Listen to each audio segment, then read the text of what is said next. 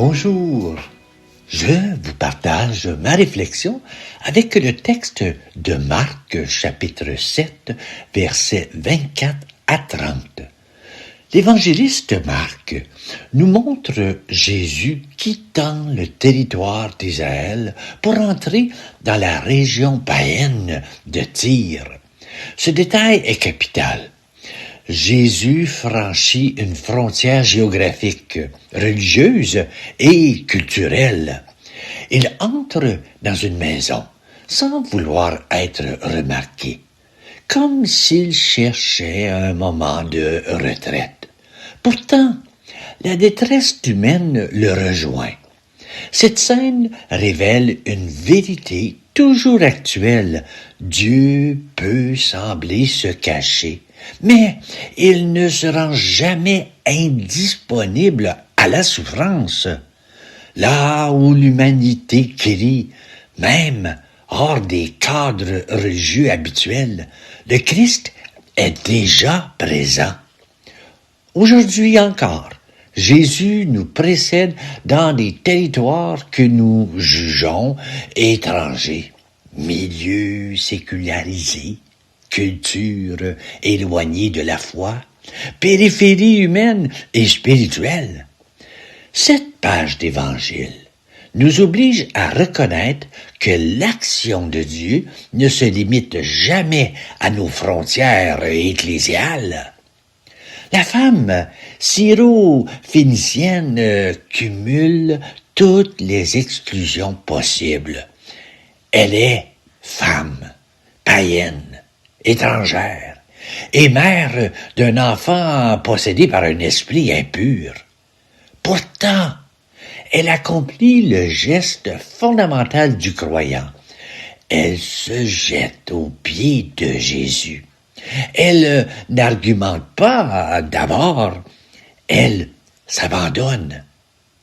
Dans notre monde contemporain, cette femme représente tous ceux que la société ou même l'Église peut parfois considérer comme en dehors. Les blessés de la vie, les chercheurs de sens, ceux qui ne maîtrisent pas le langage religieux, mais qui portent une foi nue, douloureuse, insistante. Cette femme nous rappelle que la foi ne dépend ni du statut, ni de l'appartenance, mais de la confiance obstinée, placée en Dieu. La réponse de Jésus surprend, voire choque. Il n'est pas bien de prendre le pain des enfants et de le jeter aux petits chiens. Cette parole n'est pas une insulte, mais une mise à l'épreuve.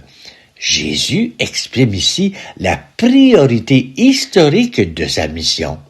Israël d'abord, le peuple de l'Alliance, mais il ouvre aussi un espace de dialogue. Il attend une réponse. Et la femme ne se replie pas, ne se scandalise pas. Elle entre dans la parabole proposée par Jésus et la retourne avec une foi désarmante. Les petits chiens mangent les miettes. Cette réplique est l'une des plus grandes professions de foi de l'Évangile. Elle reconnaît la souveraineté de Dieu tout en affirmant que sa miséricorde déborde toujours. Aujourd'hui, cette scène nous interroge. Sommes-nous capables d'une foi humble, persévérante, capables de transformer une apparente fermeture ou ouverture salvatrice? Jésus ne touche pas l'enfant. Il ne se rend même pas dans la maison. Il dit simplement, à cause de cette parole, va. Le démon est sorti de ta fille. La guérison naît d'un dialogue. La parole de foi devient lieu de délivrance.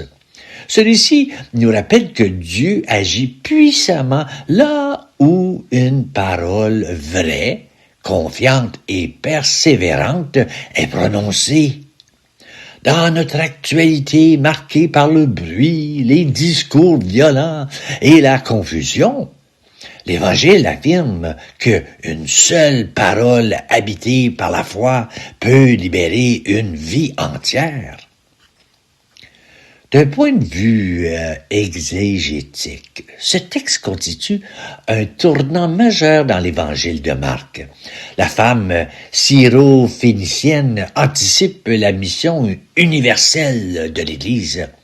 Sans appartenir au peuple élu, elle manifeste une foi que Jésus lui-même reconnaît comme efficace. Marc montre ici que l'accès au salut ne dépend plus uniquement de l'identité religieuse, mais de l'accueil confiant de la parole. La miette devient symbole d'une grâce suffisante pour vaincre le mal. Plus profondément encore, ce texte révèle un Jésus qui se laisse interpeller. La réponse de la femme fait évoluer la scène. Elle n'enseigne pas Jésus, mais elle révèle ce que sa mission contient déjà, une miséricorde sans frontières. L'exégèse contemporaine souligne que Marc, présent ici, un Messie, donc l'identité se manifeste dans la rencontre. La foi de l'étrangère devient miroir du cœur même de Dieu. Et voilà ma réflexion. Je vous ai composé une prière inspirée du texte de Marc. Et la voici. Seigneur Jésus, toi qui as franchi les frontières visibles et invisibles, apprends-nous à ne jamais enfermer ta grâce dans nos catégories, nos peurs ou nos certitudes. Donne-nous la foi humble de cette femme étrangère, capable de croire qu'une seule miette de ta miséricorde suffit pour libérer, guérir et relever. Quand nous nous sentons indignes, obligés ou rejetés, rappelle-nous que la table est plus vaste que nos limites. Seigneur, purifie nos paroles afin qu'elles deviennent des paroles de foi, des paroles qui ouvrent les chemins de vie.